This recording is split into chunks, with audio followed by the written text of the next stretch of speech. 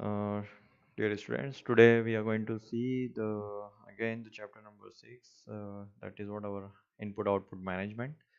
So in the last discussions, we had gone through the disk scheduling algorithm, and the last topic was the RAID technologies. Right. So I hope you guys revise that one, and if you have any problems, so you can ask me. Now we are going to move to the what next one, the remaining part of the IO management, and that the remaining portions we are going to be covered here. So the main objective of this chapter is what there are several input output devices as we are familiar. The number of input devices, number of output devices in a computer system, in a laptop. So how all those devices work exactly, how it is work, and how the kernel means operating systems will help to manage that IO devices.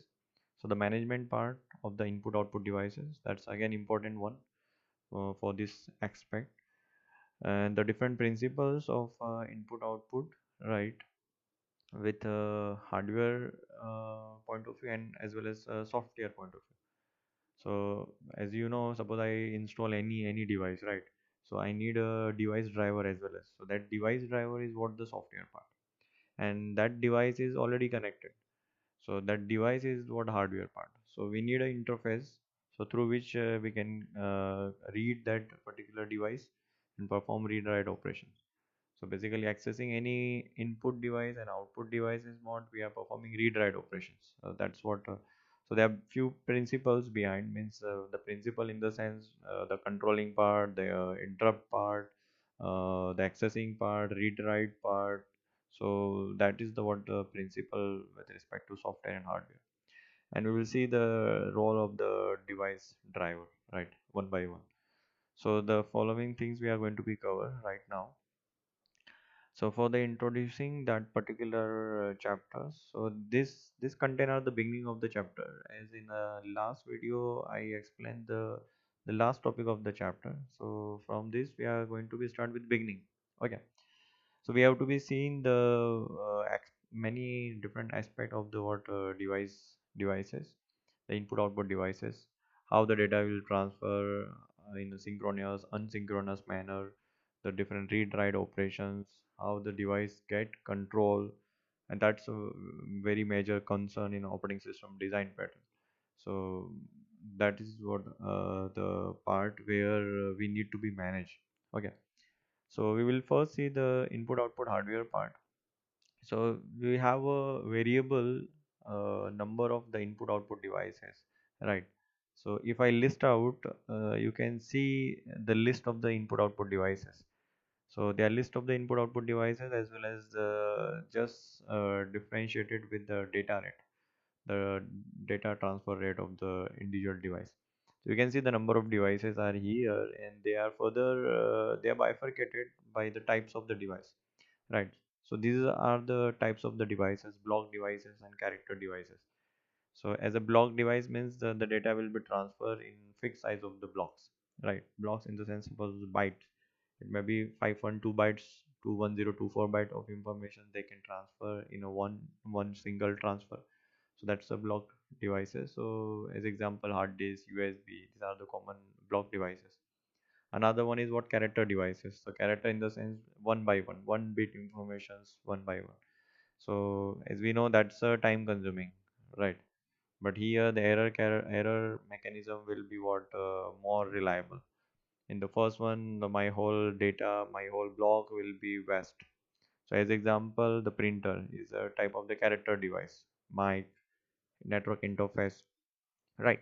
So see, these is all are the input out hardware, the common concepts related to the port, bus, and we need a controller, the instruction control device, and whenever we are accessing any driver devices, so we have to be map the particular locations that we call as a address of the devices.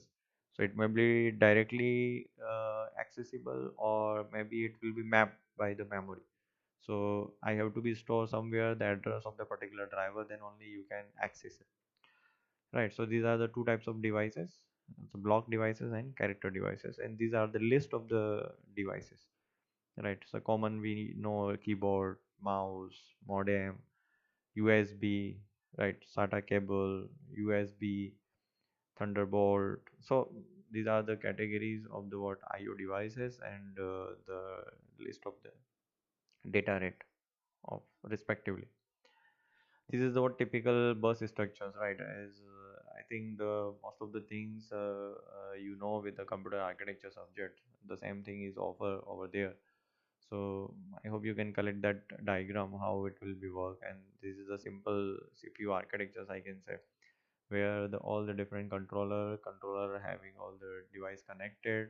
So for individual device connected, there are different controllers. That controller will communicate by the common bus, and that bus is the what a common medium between the transactions of a different controller, right?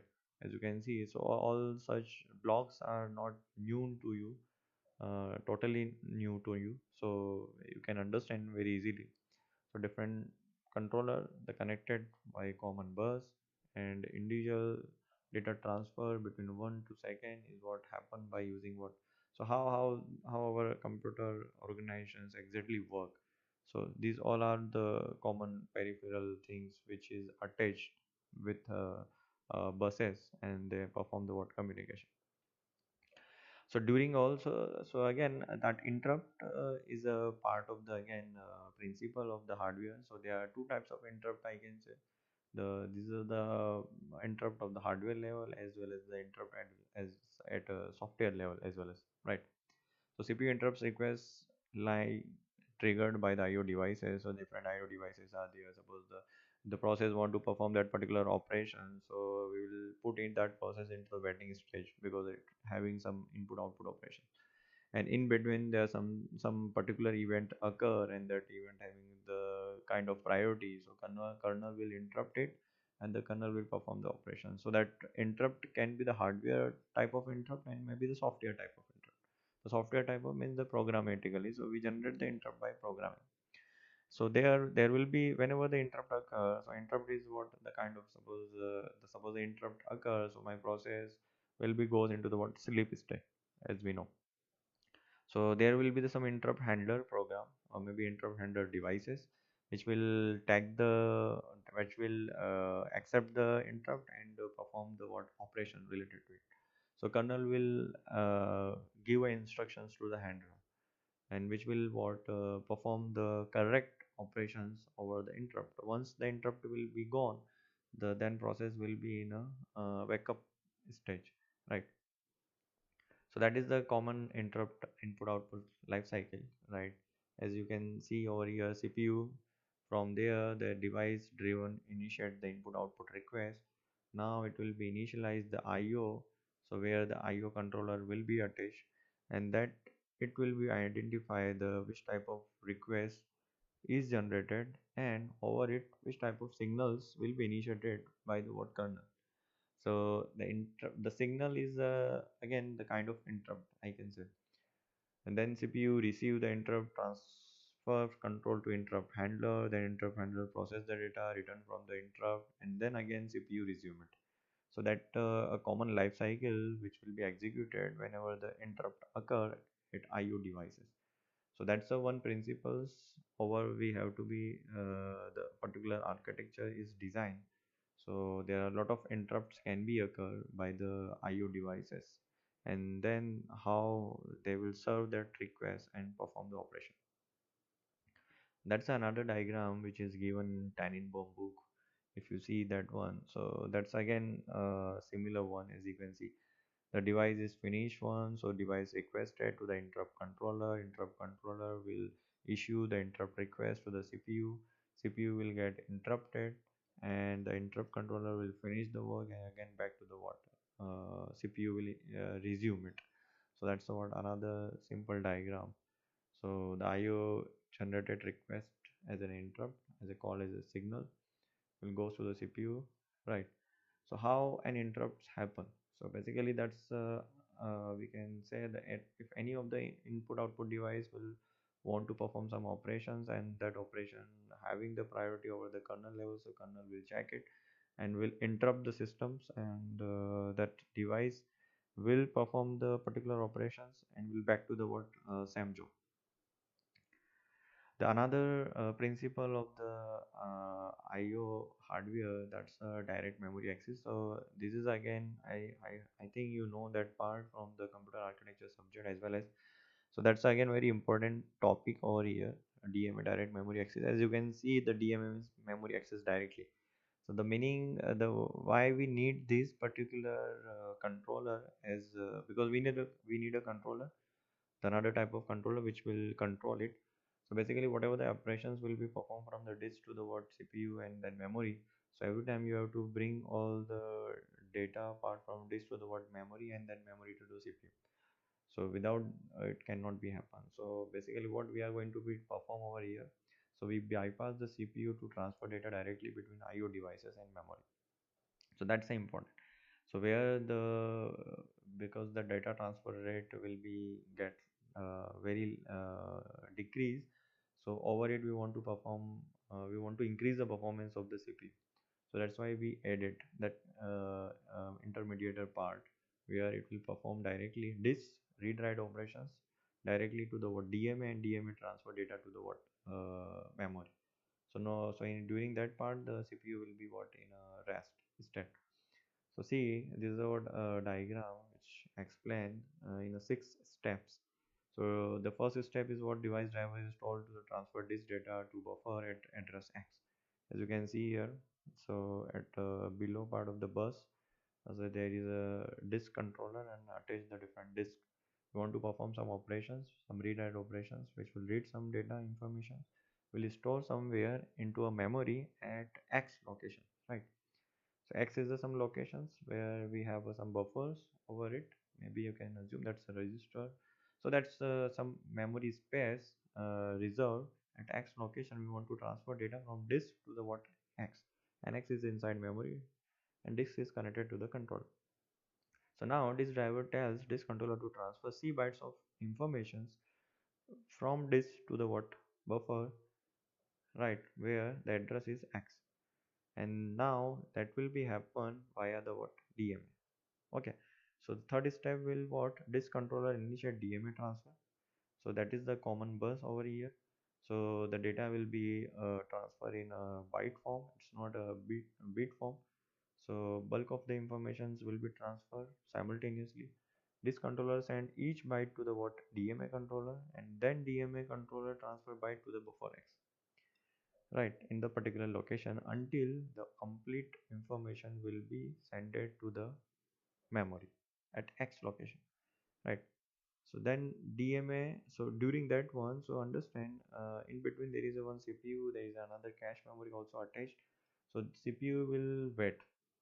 So CPU is get interrupted during that transfer. So that transfer rate is high compared to the what one instruction goes from CPU to disk, and disk will transfer data to the memory. So that's why we keep for DMA in between this.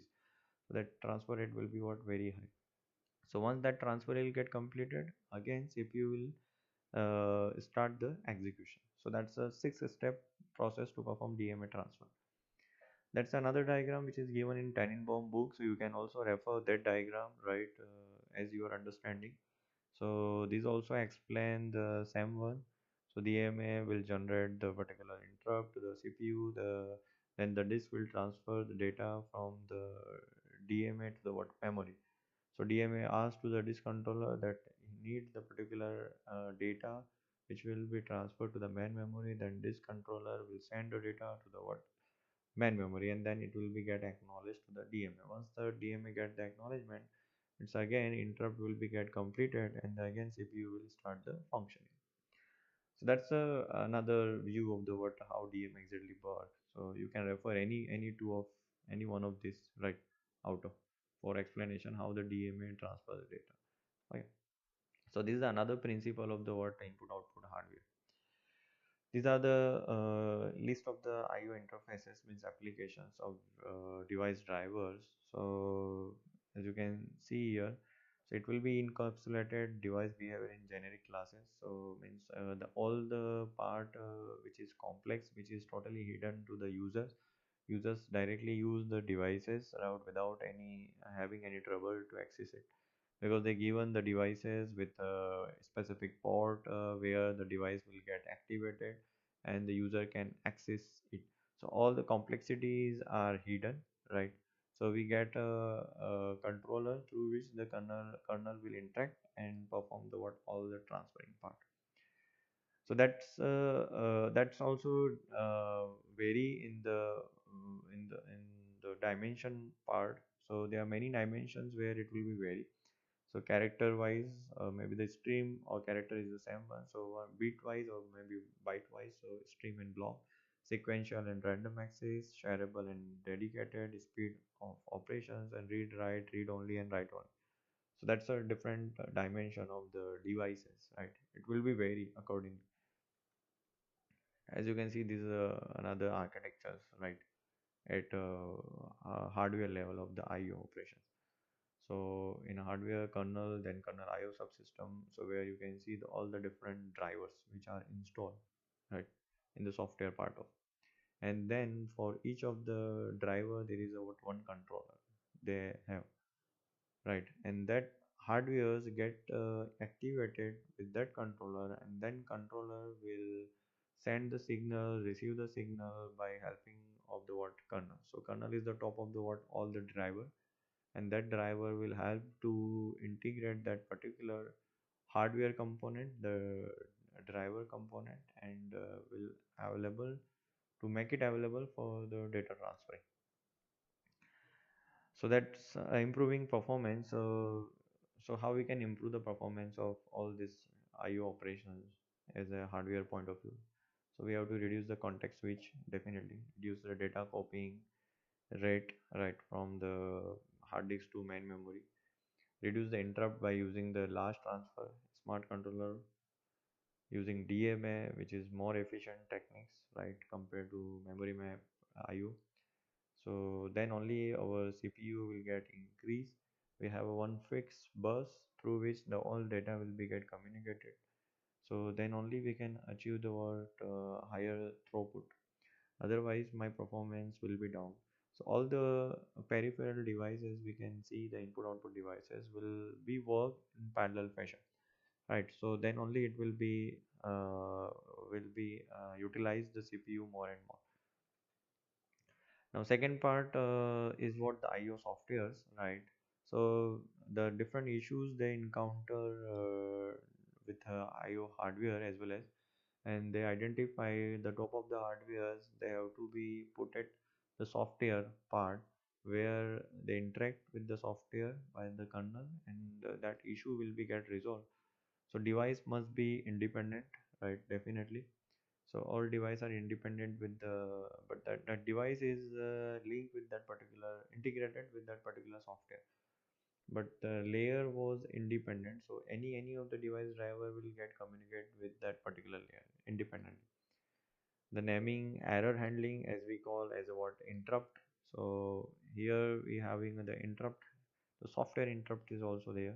So through the software interrupts, the different exceptions will be generated. Over the exceptions, that particular operations will be get performed, and all such operations must be what synchronized, and it may be asynchronous event. So depend on type of the operations, the IO operations which are the requested to the kernel. So maybe the if we are having the multiple printer which is attached with my system, so I can perform the multiple print operations, right, synchronously and asynchronously. So another one where I'm having dependency with resources, so I have to be synchronize that particular event, right, because the multiple processes are going to be request, so I have to be sync it, and that particular device will be allowed to accept all the requests one by one, right? And buffering, so buffering is for the extra memory part where it can store the data for some IO operation purpose, and once it is get available, so that buffer will be utilized to get access that data and perform the operation. So again, my my time will be get reduced, and I don't need to be what utilize again CPU cycle to get access data from the disk. So the buffering. So these are the few points which they had introduced in a IO software level, and through which they achieve the particular goal. That's a layer view of the what's IO software. So they embedded into the layer form. As you can see, the topmost layer is user level IO software, then device independent operating system, device driver, interrupt handler, similar as the error handling, right? Exception kind of things, and then the hardware. So top of the hardware, we are having the what software, definitely as the architecture of the operating system. So you see one by one. That's all are the theoretical aspect of the what hardware and software. So, but how exactly they work? So there are a lot of signals going to pass into it, right? So see, once the input output request come by the user process, right? So it will be goes to the device independent software. Then it will identify the device, which type of device request is, and then it will be get interrupt, right? And then it will send to the what hardware, and that hardware will perform the operation over it. Then again, when it will be back, so interrupt handler will resume. So now processor will resume the executions because the interrupt is over. Then device driver check the what status, the registers, and the device independent software will allow to check the addressing part. So very important part.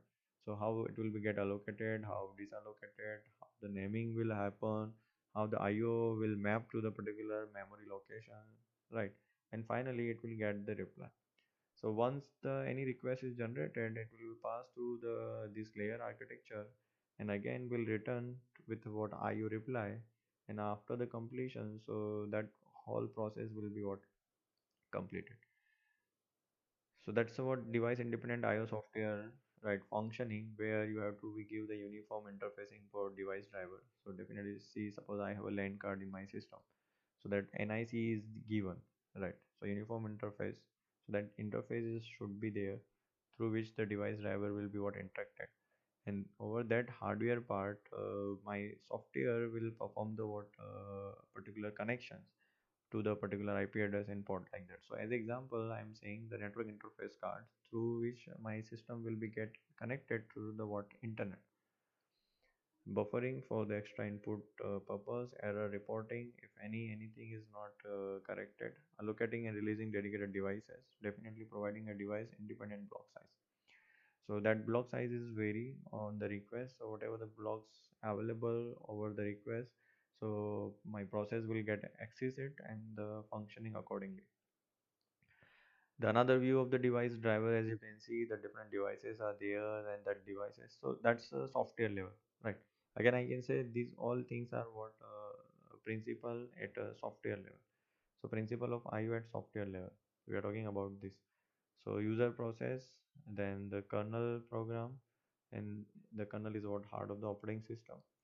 So inside all the drivers are installed, and then there is some hardware controller through which my device are get connected, right? So how I hope you guys are understanding. So how my device driver will interacted by my kernel.